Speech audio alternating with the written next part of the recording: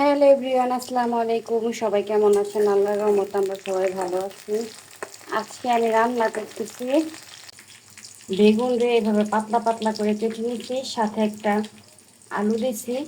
আর এটা হচ্ছে গিয়া মুরগির চামড়া আছে না, কফ মুরগির চামড়া, এটাকে আমি ছোট ছোট বটের মতো করে কেটে নিচ্ছি। এটা দিয়ে এই বেগুন আলু দিয়ে তরকারি রান্না করব। কে কে খেয়েছেন এই তরকারি? এই যে কড়াইতে তেল দিয়ে পেঁয়াজটা ভেজে নিচ্ছি। এই তরকারিটা আমার কাছে অনেক ভালো লাগে। এই কফ মুরগির চামড়াটা আসলে কচকচ করে তো খেতে, এই জন্য বেশি ভালো লাগে। পেঁয়াজটা ভাজা হয়ে গেছে, দিয়ে দিব আদা রসুন বাটা,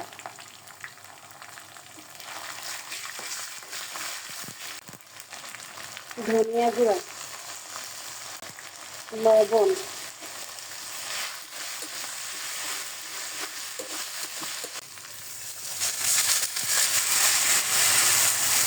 সামান্য পরিমাণে একটু পানি দিয়ে নিলাম। অনেক শীত ছিল, হাতে এসে লাগতেছিল। দিব জিরা ফাঁকি, আমার জিরা ফাঁকি শেষ, বয়ম কাটকে দিয়ে দিলাম। করতে বাবা, মরিচের গুঁড়া, হলুদ। এই মরিচের গুঁড়াগুলো অনেক ঝাল, প্রচন্ড ঝাল। এখন মশলাটাকে আমি ভালোভাবে কষাবো। মশলাটা পুরোপুরি ভাবে তেল ছেড়ে দিছে। এখন হচ্ছে গিয়ে আমি মুরগির চামড়াগুলো দিয়ে দিব। এই চামড়াটা আবার সিদ্ধ হতে একটু সময় লাগে, একটু বলতে ভালো সময়ই লাগে, কফ মুরগির চামড়া তো। এখন হচ্ছে ঢাকনা দিয়ে ঢেকে দিব, আগে চামড়াটা সিদ্ধ হোক।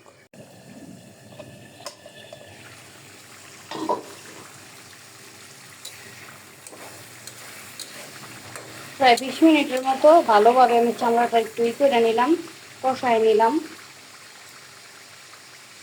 এখন আমি বেগুন আলু দিয়ে দিব।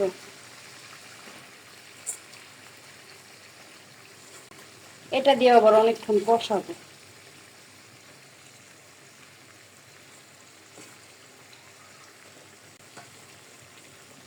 দু একটা কাঁচামরিচ ছিল, দিয়ে দিলাম।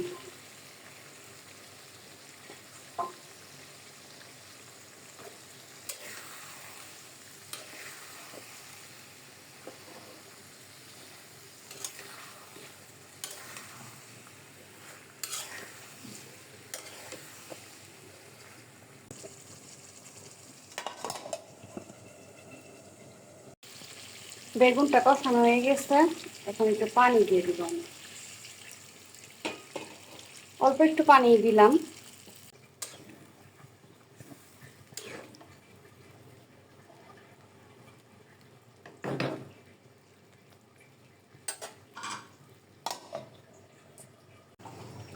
আসলে আমার সিলিন্ডার শেষ হয়ে গেছে, এখন এটা আমি ইলেকট্রিক চুলায় নিয়ে বসাই দিব।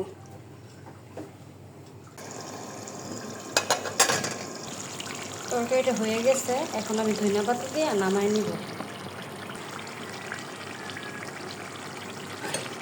বিলাতি ধনিয়া পাতা দিয়ে দিলাম।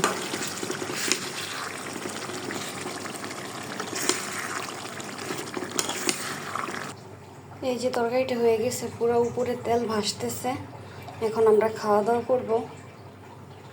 এভাবে রান্না করে খেয়ে দেখতে পারেন, অনেক মজা লাগে। গরম গরম মাত্র রান্না শেষ করে নিয়ে আসলাম খাওয়ার জন্য। তর্স হইতেছিল না আর কি, ক্ষুধাও লাগছে।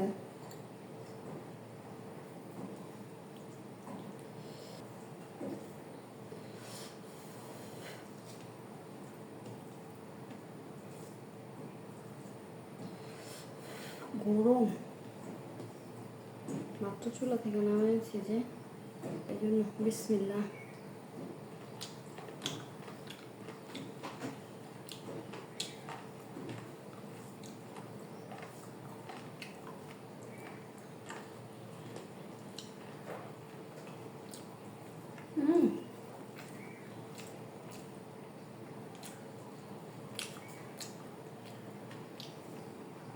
অনেক মজা হয়েছে।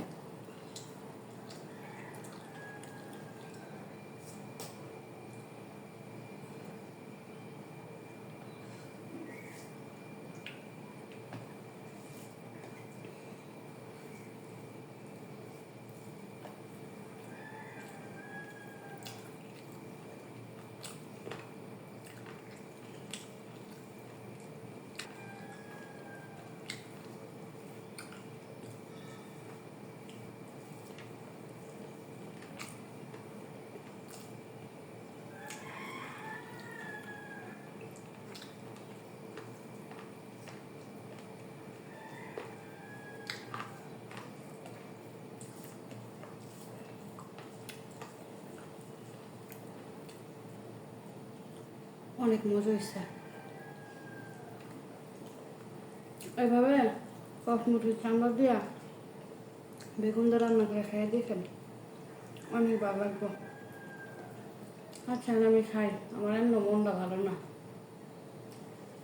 তো সবাই ভালো থাকবেন, আল্লাহ হাফেজ।